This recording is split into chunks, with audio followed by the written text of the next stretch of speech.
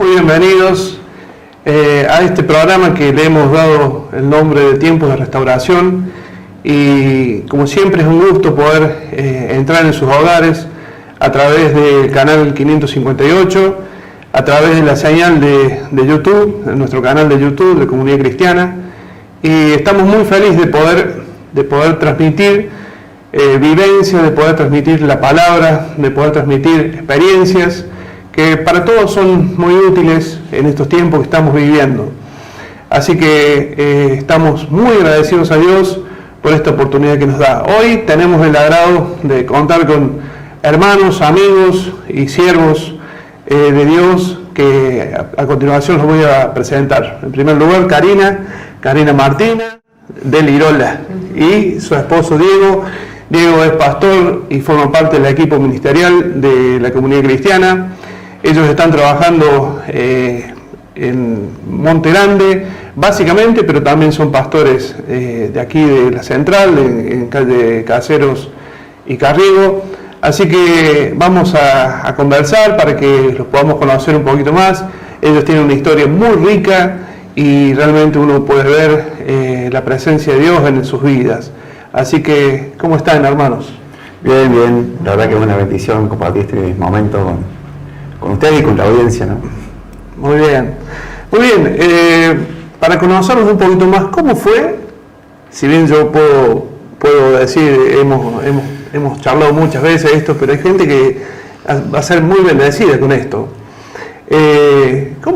¿Cómo llegaron ustedes a Cristo? ¿Quién empieza primero? ¿Yo empiezo? Cualquiera.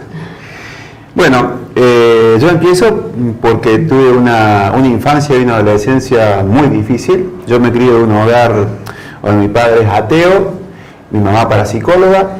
Entonces, y yo era un chico con muchos problemas para relacionarme con los demás, muy introvertido. Sumado eso al carácter fuerte por ahí de mi papá, me hizo por ahí ser más introvertido todavía. Me costaba mucho relacionarme con los demás, entonces me encerraba mucho en mí mismo. Bueno, mi mamá siempre mi mamá estuvo metida en el curanderismo, en todas estas cosas, ¿no? Pero llega un momento que empieza a estudiar ella esto, parapsicología. Empieza a estudiar, no solamente frecuentar parapsicólogo, curandero, sino ella misma estudiar. Bueno, ella es parapsicóloga, comienza a atender gente, y la verdad que el ambiente de mi casa era, yo hoy me doy cuenta, muy pesado en lo espiritual, ¿no?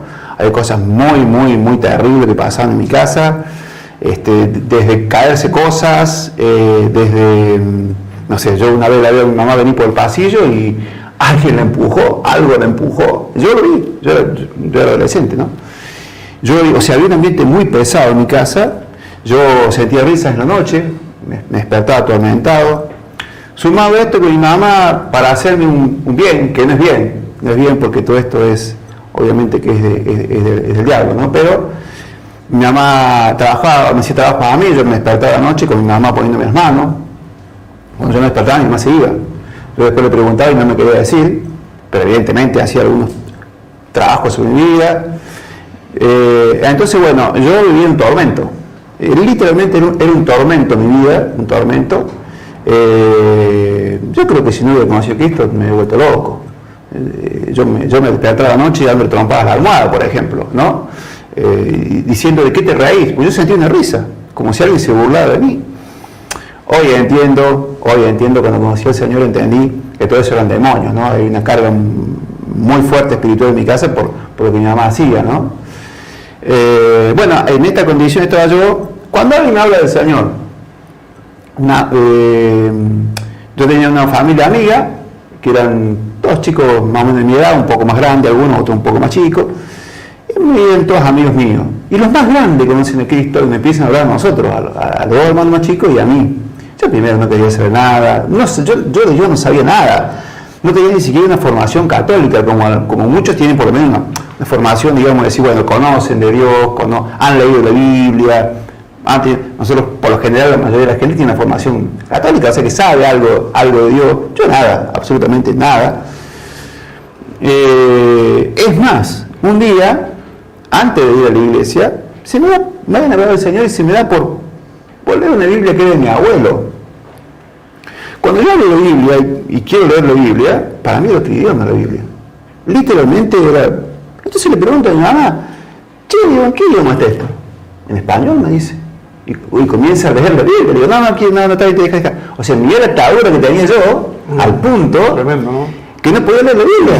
Esto fue antes de empezar a congregarme, ¿no? Bueno, la cuestión es que estos chicos me hablan a mí, yo no quería saber nada primero. Y después le digo otro de los que estaban más o menos como yo, que era un desastre. Bueno, yo tomaba, salía, fumaba, bueno, me emborrachaba, no estudiaba, no trabajaba, pero todo por mi misma condición que yo estaba. Yo no quería, encima yo me sentía culpable, me sentía un mal hijo, me sentía un mal hermano, me sentía que no daba con la estatura de lo que mi papá me pedía, o sea, al punto de quererme suicidar varias veces, ¿no? Estar con una cuchilla en mi estómago. Y yo sentía literalmente una voz que me decía, mátate, ¿no? Y estaba con una cuchilla en mi estómago llorando, no una vez, varias veces. Gracias a Dios, Dios me lo permitió. Pero bueno, en todo esto, en toda esta mi locura, por decirlo así, en mi gran malestar, en mi gran angustia, y bueno, le digo a mi amigo, le digo, pero lo que estamos, no vamos a estar, vamos, ¿de qué? Y fuimos. Era una reunión que era en Almafuerte. Yo vivía en Santa Rosa de Calamuchita en ese tiempo y la reunión era en Almafuerte. Viajamos con mi amigo y entramos a la iglesia, medio como ahí a la congregación, medio como sapo otro pozo, no entendíamos nada. Nos pusimos a escuchar las canciones, cantaban. No me acuerdo de qué predicó el hermano que predicó, pero sí sé que en ese momento yo tuve la certeza de que Dios era real. Tuve una experiencia con Dios. Ya no era lo que me contaba, sino una experiencia. Yo tuve una experiencia con Dios. Y entonces este hermano nos llamó, no era pastor, era un obrero, era. Llama al que quiere decir a Cristo y yo paso. Y recibimos al Señor con mi amigo. Ahí tenía 18 años yo. 18 años. Y bueno, ahí comencé a congregarme, digamos. Primero, la verdad que no estaba tan firme, iba medio salteado. Después, cuando cumplo los 19, bueno, unos 6 meses después, 4 meses después, justo en mi cumpleaños, fue como un regalo de cumpleaños realmente, fue cuando tuve una experiencia más profunda. Pero la congregación había estado ayunando y orando por nosotros. Había hecho un ayuno, una cadena de oración y ayuno. Y cuando llegamos nosotros, nos dijeron, estuvimos ayunando y orando por ustedes. Qué importancia la oración, el ayuno, ¿no? Bueno, nosotros no entendíamos mucho, pero bueno. Y ahí comenzamos nosotros realmente o yo y mis amigos también, nos afirmamos realmente en el Señor y nos afirmamos, comenzamos a congregarnos todos los sábados, los sábados de la reunión. No falté nunca más. Y fue lo que le dio el motivo a mi vida, ¿no? de vivir, las ganas de vivir y la esperanza y el futuro, un futuro, pues yo no tenía futuro. Yo no estaría acá hoy. Me he vuelto loco, o me hubiera suicidado, o algo de eso, ¿no? O sea que podríamos decir que, así como le decimos al programa, ¿no? Tiempo de restauración, el Señor vino a restaurar tu vida. Sí. ¿Vos sentiste ese cambio? Claro, hay gente que tal vez no nos puede escuchar que diga, ¿cómo es esto de los demonios? ¿Cómo es esto de lo espiritual? ¿Cómo es esto de la parapsicología? Hoy vemos gente que practica Reiki, que practica el budismo, la hechicería, ni hablar, y tiene nombres que tal vez parezcan como si fuesen de estudio, como ser la parapsicología, pero al final son ciencias ocultas que Dios prohíbe, ¿no es cierto?, en su palabra. Empezó la restauración en tu vida. La palabra nos dice que el que está en Cristo, nueva criatura es.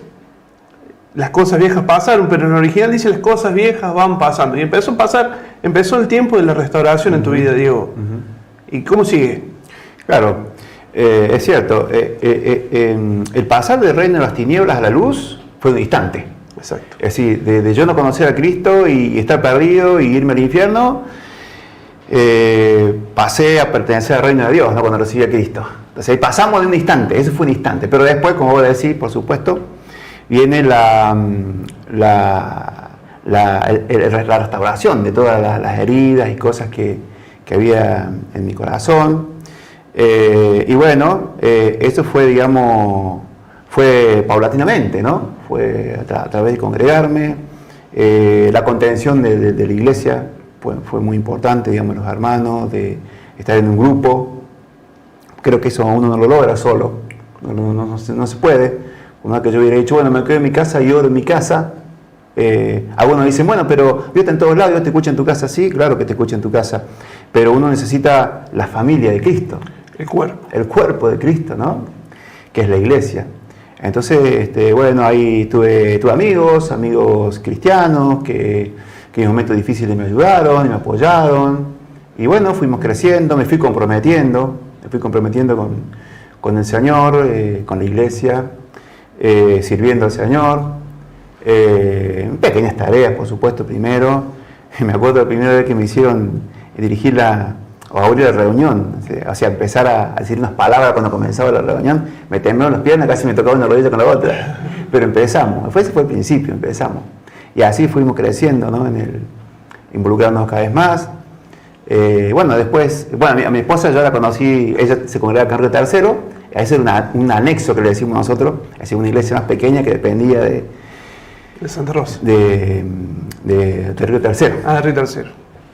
Y bueno, entonces cuando vine acá a Río Tercero, la conocí a ella, primero éramos conocidos nada más, chicos de la iglesia, y después, ya cuando yo cumplí 27 y ella 25, bueno, antes nos pusimos de novio y bueno, ya nos casamos. Bueno, ahí vamos a llegar al otro capítulo con eso.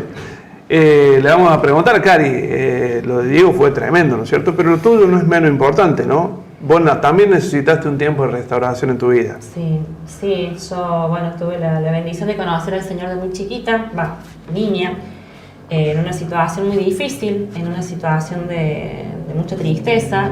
Cuando fallece mi papá, yo tenía 8 años y bueno, nosotros íbamos a la iglesia católica, yo iba hacia el catecismo, como todos los niños en ese tiempo. Y bueno, al faltar mi papá, muy joven, mi papá tenía 42 años, mi mamá 36, éramos 3 hermanos. Y en la desesperación de mi mamá de quedar sola, económicamente en ese momento estábamos bien. Mi papá tenía su profesión, tenía un taller, mi mamá tenía un negocio, todo marchaba bien, pero al faltar mi papá, que era el pilar de la casa, mi mamá se encontró una mujer joven, con 3 hijos, en una etapa económica del país, más o menos como ahora, muy difícil la situación económica, que no supo mi mamá por ahí cómo seguir adelante, así que terminó cerrando el taller, cerrando el negocio en poquito tiempo y saliendo a trabajar todo el día para poder mantenernos. Eso en mí, una niña de 8 años, sentí de pronto que me quedé sola, me sentí sola en el mundo, o sea, como que faltó mi papá, que según me cuenta mi mamá, digo según me cuenta porque no sé si fue mecanismo de defensa, que yo no tengo recuerdos casi de mi papá, de mi relación con mi papá. Mi mamá me cuenta que era muy juguetón conmigo, que al ser yo la más chica, jugaba mucho conmigo. Recuerdos que yo los tengo borrados en mi mente, pero lo que me queda de esa etapa es, bueno, obviamente el recuerdo del momento de la muerte. Mi papá tenía problemas cardíacos, él muere de un ataque cardíaco. Toda esa escena obviamente me quedó grabada en mi mente, obviamente su velatorio, todo eso, y el proceso de aceptar esa nueva vida para mí fue como un antes y un después. Muere mi papá y me quedo sin mi papá y me quedo sin mi mamá, porque es como que mi mamá en poquito tiempo cerró, como te digo, el taller, el negocio, y salió a trabajar todo el día, y yo quedaba a cargo de mis hermanos. Tengo una hermana mayor y un hermano varón, pero a veces cuando charlamos de estos temas con mis hermanos, nos pasa lo mismo, es como que no tenemos recuerdos de estar juntos en esa etapa. Yo creo que cada uno lo procesó como pudo. Mi hermana tenía 15, mi hermano 13, en plena adolescencia, yo una niña, y como que cada uno como pudo salió adelante de esa etapa difícil. Y mi mamá en esa etapa, cuando cayó una profunda depresión, que creo que un poco me pegó a mí esa depresión, que yo después me di cuenta que estaba pasando por una depresión, fue de grande. Yo lo que nunca le dije a mi mamá, mira mami, me siento mal, Ni cuenta se dio mi mamá. Después de grande, charlando, ella me decía, ¿por qué no me decías que estabas tan mal? Y que no podía, o sea, qué tremendo, ¿no? Cuando los niños pasan crisis, situaciones muy dolorosas que no lo podemos poner en palabras. Eso me pasó a mí, yo no podía poner en palabras lo que me estaba pasando. Entonces, ¿qué hacía? Cuando mi mamá se dormía, yo lloraba, me dormía llorando. Cuando me levantaba, mi mamá ya no estaba, porque se iba muy a la madrugada a trabajar. Y bueno, ahí también era llorar y de alguna forma tomar fuerzas para levantarme. Me levantaba mi hermana, ir a la escuela, pero era una profunda tristeza y yo no tenía ganas ni de reírme ni de jugar. Y bueno, después de grande me di cuenta, era como una depresión en la que yo había caído. Y bueno, en toda esta situación de tanta angustia de mi mamá, de escucharla llorar, yo me acuerdo que se entraba al baño y yo me paraba en la puerta a escuchar y escuchaba su llanto desgarrador y ella trataba de llorar sin que yo la viera, yo lloraba sin que ella me viera, o sea, estábamos las dos porque como que mis hermanos adolescentes también lo sufrieron, pero como que no había esa comunicación. Después de grande supe cómo ellos lo transitaron, pero en ese momento era como que yo me veía sola en el mundo, mi mamá llorando y yo llorando, ese era mi panorama. Y en esta situación unas tías mías que eran cristianas, la invitan a mi mamá a una reunión evangélica, y vamos. Y bueno, yo me acuerdo en una de esas reuniones, como decía Diego, no me acuerdo de qué hablaron, pero sé que en un momento la persona que estaba al frente dijo, o sea, tampoco me acuerdo ni la cara ni nada, yo me acuerdo que escuchar la voz por el parlante que decía, si usted tiene un problema de salud, ponga su mano en la enfermedad, y si es otro problema, ponga su mano en el corazón. Y bueno, y yo ahí como que puse mi mano en el corazón y me acuerdo que me largué a llorar con todo y le dije, si existís Dios, sacame esta tristeza, yo no quiero vivir así. Y bueno, y lloré. Y me acuerdo que nos repartían unas hojitas con las canciones y salimos de la reunión y esa fue la primera noche que yo me acuerdo después de la muerte de mi papá, que me dormí sin llorar. Y el otro día me desperté y tenía ganas de levantarme y agarré la hojita esa y trataba de memorizar cómo eran las canciones. Y bueno, yo creo que son esas cosas que me marcaron en mi infancia, o sea, la alabanza, como a través de las canciones, porque yo en ese momento no se me dio por leer la Biblia, no había Biblia en mi casa, pero bueno, era cantar, y eso me iba sanando el corazón. Y a partir de ahí mi vida realmente cambió y tuve ese encuentro con Dios de decir, Dios existe y ahora Dios es mi papá. Y poco a poco salí de esa tristeza, o sea, automáticamente se me fue la angustia, se me fue. Y poco a poco empecé a conocer más al Señor. Empezamos a congregarnos más, asiduamente. Eso fue, habré tenido 8 o 9 años. Y ya a los 13 años me bauticé y empecé a servir con los niños, porque era como, en ese entonces era una etapa de donde había muchas campañas evangelísticas y desde uno entraba, digamos, en la iglesia, y enseguida te ponían en 2 áreas, en los niños y en la alabanza. Así que a los 13 años yo estaba con el pandero en la parte de las alabanzas y los fines de semana involucrada en lo que eran las horitas felices. Y bueno, eso fue el cambio en mi vida, el hecho de sanarme yo y muy pronta edad involucrarme con los niños y bueno, esto de entender a los niños y de ver el corazón del niño. Yo creo que mi experiencia, el haberlo sufrido yo, me llevó siempre a estar muy involucrada con los niños y saber de que Dios puede hacer cosas en los niños. Y algo que me quedó también, la decisión de mi mamá, porque yo digo, si mi mamá no hubiera tomado esa decisión, que de hecho en algún momento lo hizo, de ir a curanderos también, en su desesperación, yo me acuerdo, y como yo era la más chica me llevaba a todos lados, entonces íbamos juntos al curandero y qué sensación horrible, me daba mucho miedo cuando la acompañaba a ella a los curanderos, me daba como miedo ver esos ambientes tan oscuros. Hasta que, bueno, gloria a Dios que conocimos al Señor.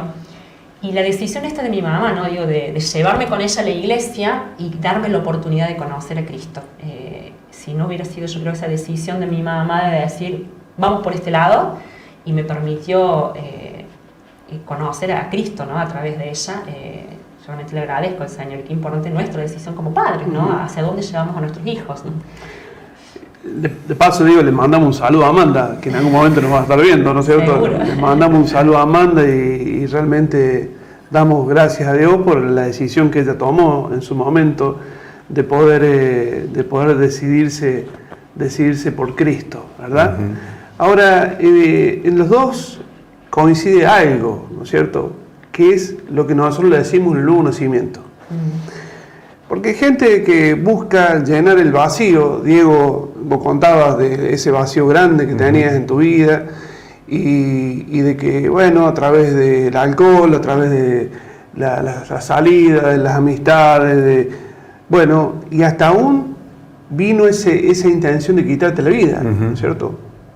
No había quien llenara ese vacío. Lo mismo Cari, ¿no es cierto? Había un vacío que, a pesar de que en el caso tuyo era un poco más normal el ambiente, ¿no es cierto? A pesar de que no estaba tu papá, no había, digamos, un ambiente espiritual denso, feo, vos también tenías un vacío. Sí. Y en los dos coincide esto del nacer de nuevo.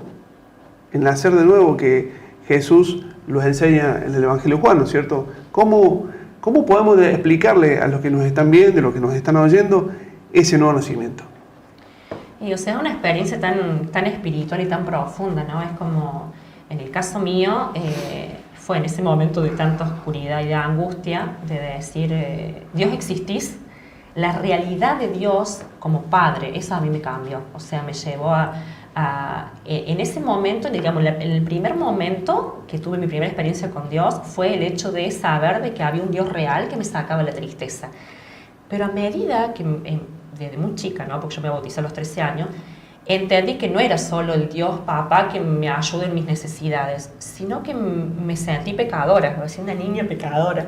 Entender eso, de que no es lo malo que yo sea, lo bueno que yo sea, yo no hago mal a nadie, sino que entender de que Jesús, si bien yo iba a la iglesia católica y lo veía siempre clavado en la cruz, pero no había tomado conciencia de la realidad de la condición del hombre, de mi condición, aunque era un adolescente en ese momento cuando me bauticé, de decir, yo necesito ser perdonada de mis pecados. Hay una vida después de esta vida. Y ese pasaje a la vida eterna no es por las buenas obras, no es por lo bueno que yo haga, ni malo ni bueno de mi forma de vivir, sino del hecho de pedir perdón al Señor por mis pecados y que sea Cristo el Señor de mi vida y es el que me va a dar el pasaje a la vida eterna. Que yo necesitaba, el nuevo nacimiento es de decir, pedir perdón por todo lo que yo entendía que estaba mal y que necesitaba un Salvador para mi vida, aunque era una niña. Yo me acuerdo que en la iglesia católica, como te digo, el catecismo, y aprendí lo que es la confesión. Pero una confesión muy diferente a lo que después entendí que era la confesión. Yo entendí que la confesión era un requisito para tomar la hostia. Entonces hacíamos fila con los chicos que íbamos al catecismo y estábamos en la fila y ya me iba a tocar y nos codiamos. ¿Qué le va a decir al cura? No sé, yo no sé, me metí, peleé con mi hermano, pero son dos nomás, son muy poquitos, ¿qué más le podemos decir? Era como que la conciencia del pecado era esa lista, no matar, no mentir, no robar. O sea, yo no robé, yo no maté a nadie, bueno, dije alguna mala palabra, pero como que el pecado eran esos pecados tan grandes y si yo no los cometí, ¿qué iba a confesar? Pero tengo que confesarme algo porque si no, hermano, deja tomar la hostia. O sea, era como algo tan lejano a la verdadera realidad de lo que es el pecado. Claro. Y después lo fui aprendiendo. Que el pecado es ir en contra de Dios. El primer pecado es la rebelión contra Dios, el no vivir una relación con Dios, el no dejar que Él gobierne mi vida. Y que son pensamientos, que son actitudes, no es solo lo malo que hago, sino lo bueno que no hago. Entonces entendí que era mucho más, o sea, me vino más luz, digamos, entender de que yo necesitaba de Dios, que necesitaba nacer de nuevo en una nueva naturaleza, dejar que Dios gobernara mi vida y aprender. Bueno, obviamente ya empecé a leer la Biblia, y al principio no la leía cuando era chica, pero ya después sí, y ahí fui conociendo la palabra, fue lo que me trajo luz. Diego, Jesús se le presenta, se encuentra con Nicodemo, ¿no? Y Nicodemo le dice, ¿cómo puede un hombre nacer siendo viejo? ¿Puede acaso entrar por segunda vez en el vientre de su madre y nacer? ¿No? Le dice. ¿Es tan difícil poder entender el Evangelio? ¿Es tan difícil poder entender el reino de Dios? Es algo realmente maravilloso. Yo pensaba, cuando Karina hablaba, ella decía, bueno, yo que cuando me iba a confesar antes, no tenía una realidad de lo que era el pecado, y ahora sí, esto tiene que ver tiene que ver con nosotros le decimos una regeneración, o sea, una transformación que sale del interior. Porque pues yo tenía un primo, por ejemplo, que me decía, a vos te lavaron la cabeza en la iglesia, era más o menos de mi edad, ¿no? Y me invitaba a hacer cosas que yo ahora no hacía más. Y me decía, y lo que pasa es que a vos en la iglesia te lavaron la cabeza, me decía, te hicieron un lavado de cerebro, ¿no? Y la gente piensa que es un lavado de cerebro, no, es una transformación que Dios hace.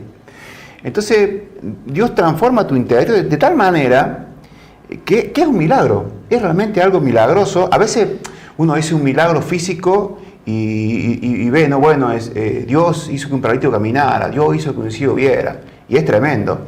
Pero más tremendo es el milagro que Dios hace del interior de una persona cuando te transforma y te cambia de tal manera que ahora se abrieron tus ojos y podés ver la vida de otra forma diferente. O sea, yo me acuerdo cuando, después de esa experiencia que contaba hace un momento, no sé, la vida tenía luz. Hay gente que dice de que después de haber pasado la experiencia del no nacimiento, de hasta ver los colores diferentes del ambiente, ¿no? Es como la alegría, lo interior que se llenó, ¿no es cierto? El ver todo diferente y bueno, tiene que ver con ese nuevo nacimiento. Nuevo nacimiento, ¿y cómo es este nuevo nacimiento? Porque lo que decía Nicodemo, ¿no? O lo que le decía que es usted es necesario nacer de nuevo. Entonces, ¿qué es esto de nacer de nuevo? Y es esto, es la transformación que Dios hace en nuestras vidas y ya somos otra criatura.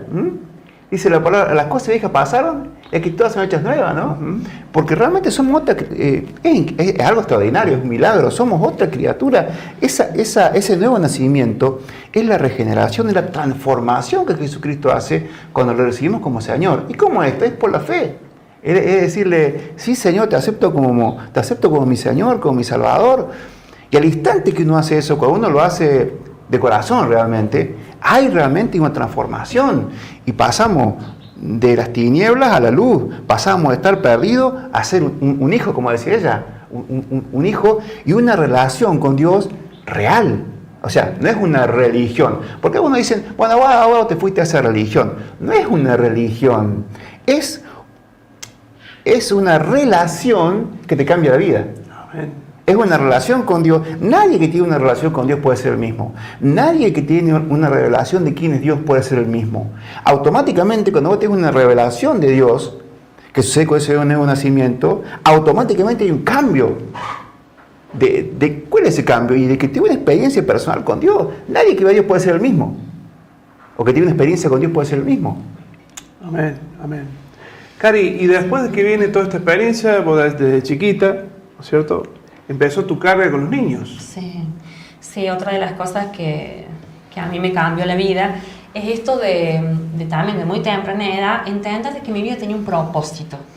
Eso marcó mi vida, bueno, y la lectura de la palabra, como decía al principio, era mucho la alabanza, y después me empecé a meter con la palabra, y para mí era apasionante ponerme a leer la Biblia, y también de muy chica me enseñaron esto, ¿no? De que esa palabra que yo leía era una carta de Dios para mí, leerla de tal modo que esas palabras eran para mí.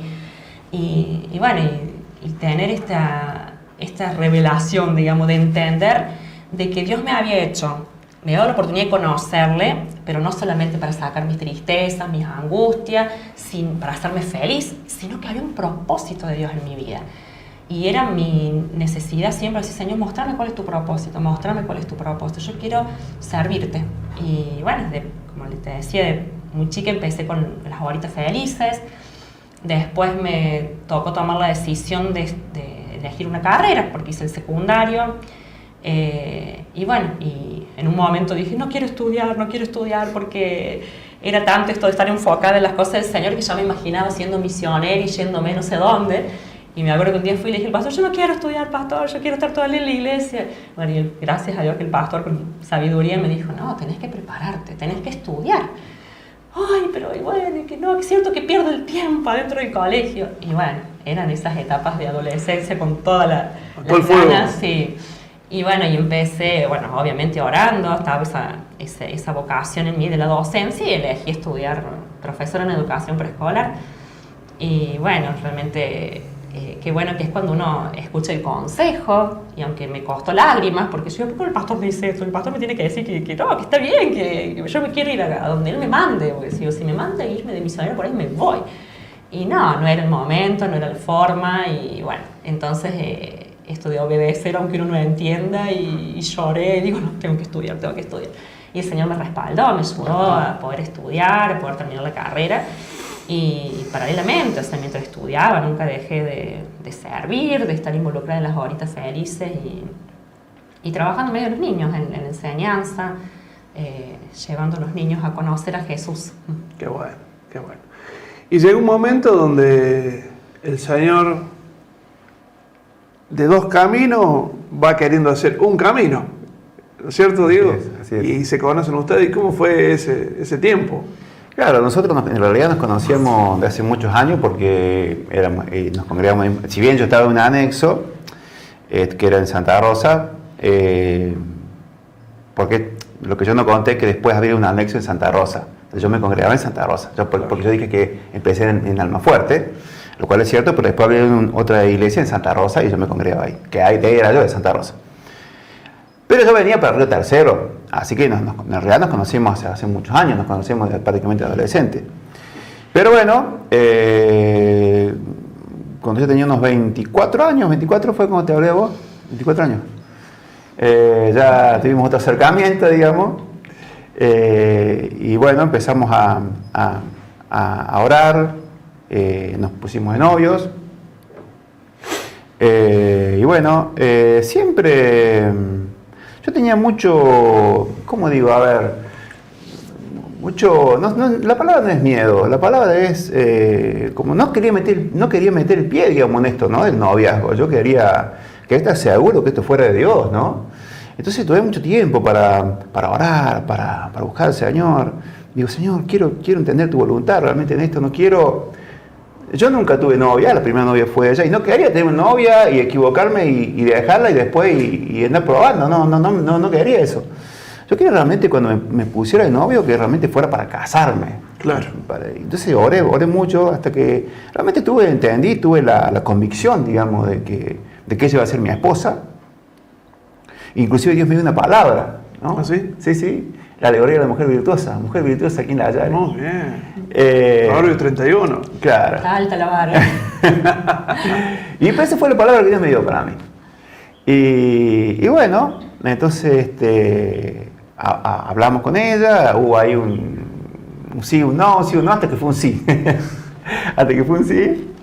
Y tuvimos, tal vez así que estuvimos poquito de novio, 6 meses. 6 meses. Ahora, como hoy pensando, ¿no es cierto?, en esto que están contando ustedes, qué desastre que uno ve hoy en día en la sociedad, en los chicos, ¿no? Porque prácticamente es como que si fuéramos marcianos nosotros al enseñar cómo debería ser el noviazgo en Cristo, ¿no es cierto? Y uno ve hoy día que hay un desenfreno, hay una liviandad en todo eso, ¿no? ¿Y cuánto estuvieron ustedes de novio?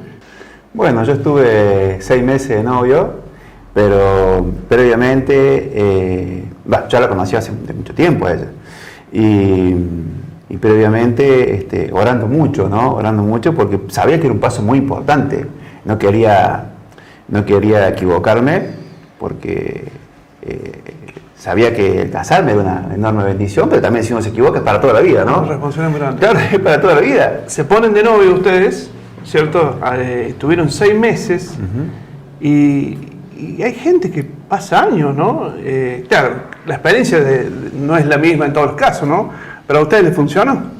Sí, o sea, esto que decía Diego de tomárselo en serio, yo creo que, volviendo a lo que te decía al principio del propósito, una de las cosas que yo tuve muy en cuenta en la decisión de ponerme de novio fue entender si estaba dentro de los propósitos de Dios. Yo creo que no hay nada más frustrante que tomar una mala decisión y después darte cuenta, me equivoqué, esta no era la persona para mí, yo tenía mis proyectos, mis anhelos, entiendo que Dios quería hacer esto con mi vida y de pronto me caso con alguien que nada que ver, que no tiene a Dios como centro, como Señor, y que sus planes y propósitos y metas en la vida son otros.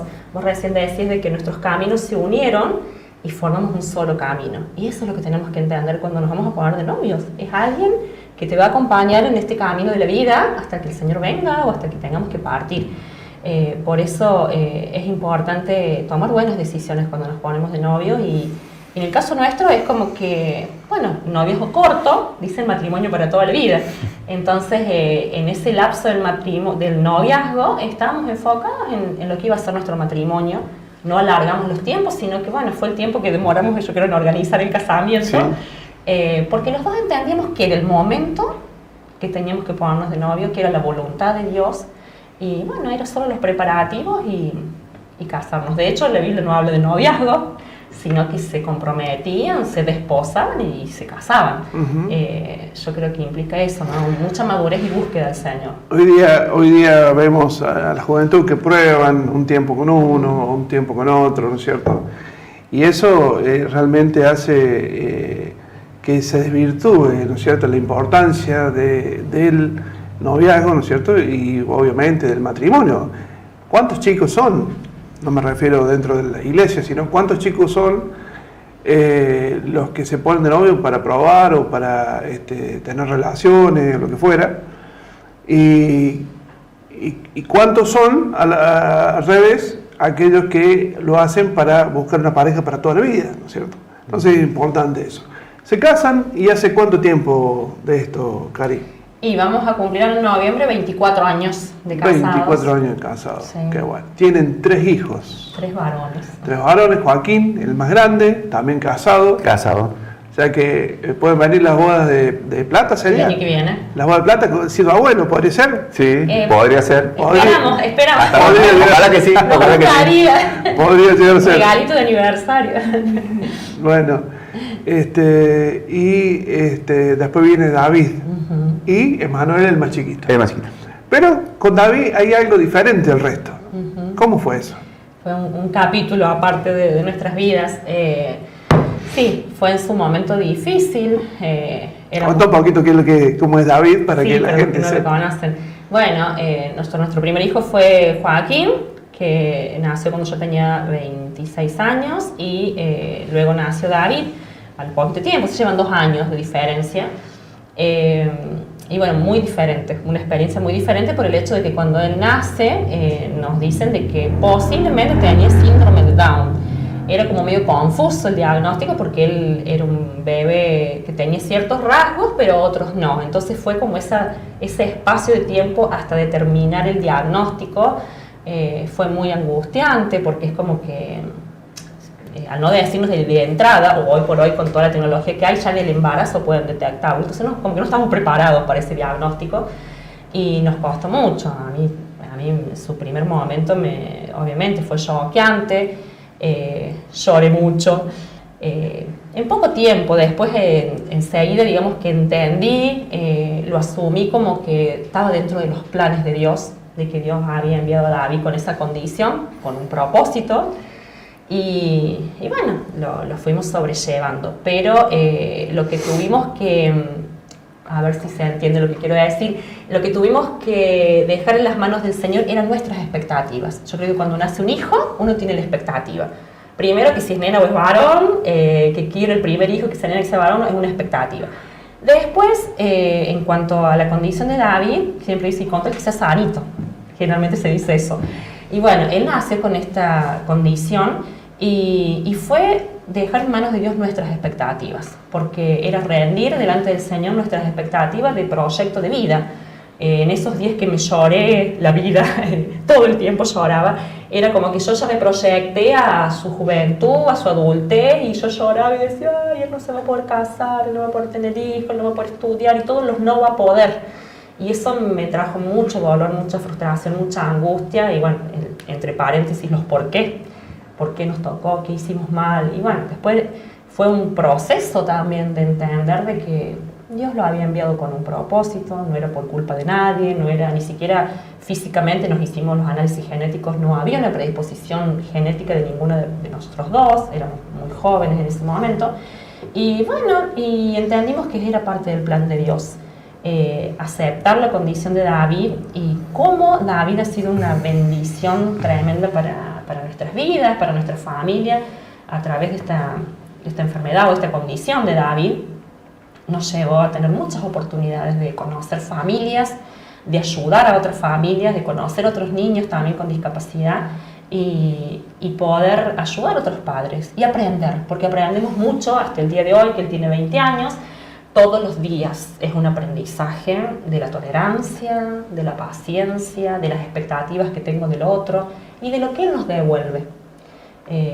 Hay momentos que son más difíciles, hay momentos que hay que saber sobrellevarlos y hay momentos en los que él nos enseña muchas cosas a nosotros que no las hubiéramos aprendido si no fuera por la condición que él tiene, de su amor desinteresado, de su sensibilidad ante el dolor, ante la necesidad del otro. Él es muy sensible y de eso hemos aprendido mucho. Ahora, David es espiritual, porque David, él no se pierde reunión, él quiere estar siempre, él alaba al Señor, él va a los adolescentes y jóvenes, realmente él está integrado bien en la fe, él cree, ¿verdad? Sí, una de las cosas que nos llamó mucho la atención, y lo hablamos con Karina muchas veces, él de chiquitito, de muy chiquito, a mí me gustan escuchar predicaciones y bueno, por ahí me pongo y la escucho, o las veo, las escucho y las veo por internet, ¿no? Y él se ponía, perdón, y se sentaba en el suelo y se ponía, yo decía, ¿era una predicación para un adulto? Yo decía, ¿qué podrá entender él? Pero él percibía, yo me da cuenta que él percibía lo espiritual. Y siempre cuando hay algún pastor o alguien, siempre él va y se quiere pegar al pastor, al hombre de Dios que viene. No se quiere perder una reunión jamás, ¿no? Y él busca a Dios a su manera. Él, digamos, siempre está cantando alabanza, lo canta como puede, porque él no habla muy bien, pero como puede canta, escucha alabanza. Sí, yo creo que sí, que él tiene una sensibilidad espiritual. Sí, lo vemos todos los días. No se quiere perder una reunión, él es muy estructurado. Entonces, el lunes ya dice, el jueves reunión de oración, el miércoles grupo casero, el viernes los adoles, el sábado, y no lo saqué porque no se quiere perder una, porque si por algún motivo no podemos ir, hay que explicarle por qué no podemos ir, porque él quiere ir.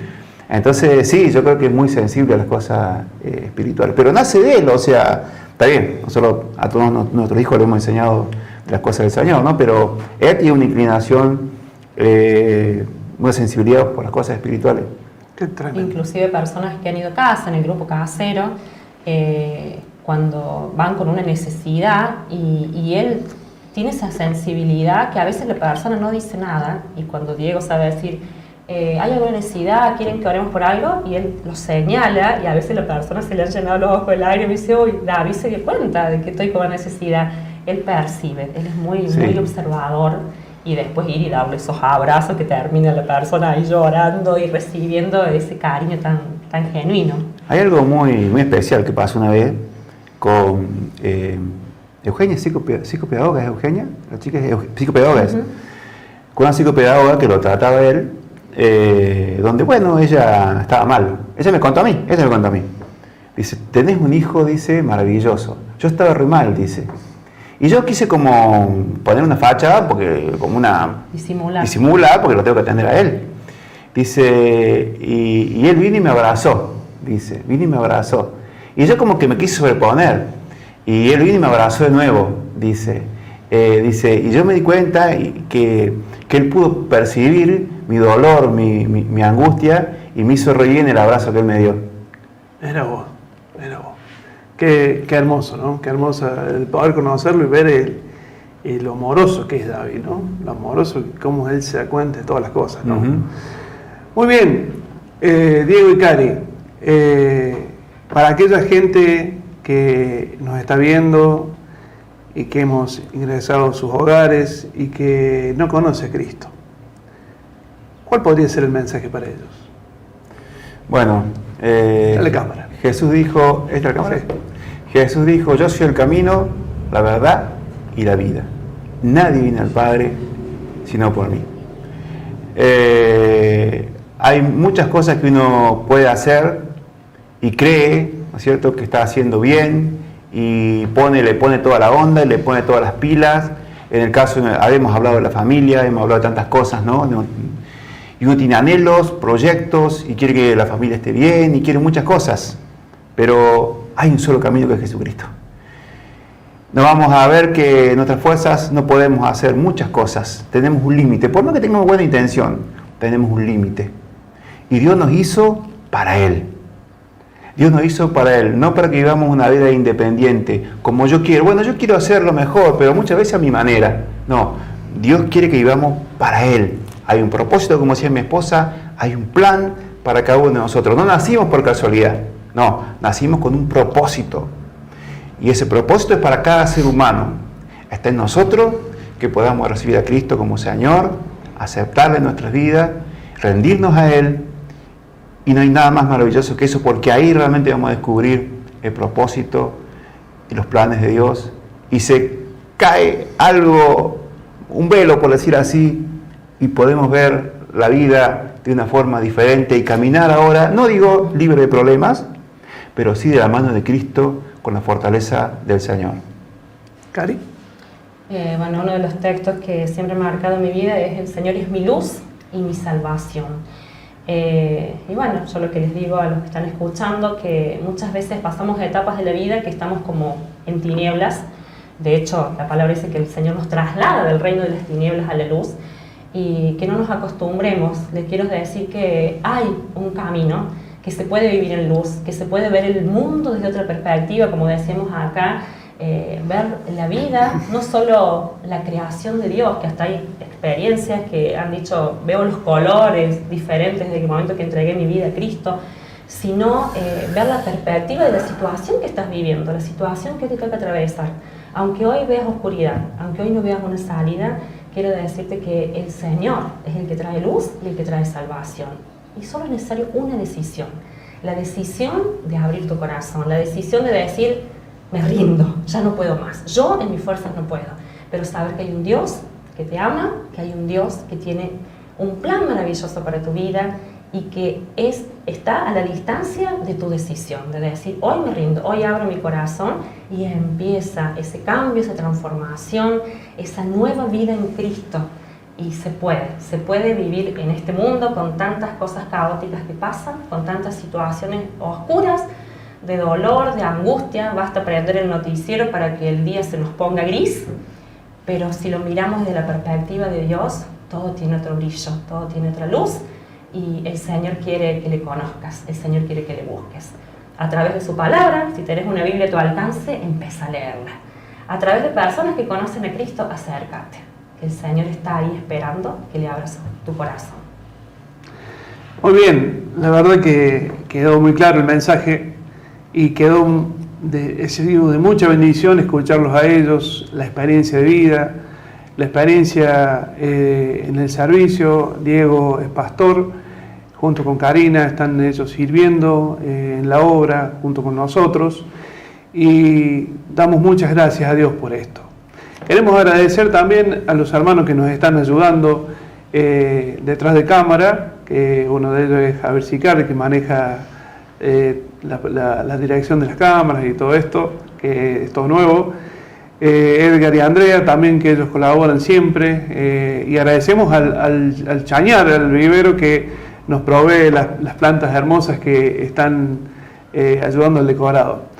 Esto se llamó Tiempo de Restauración, será hasta la semana que viene. El Señor los bendiga.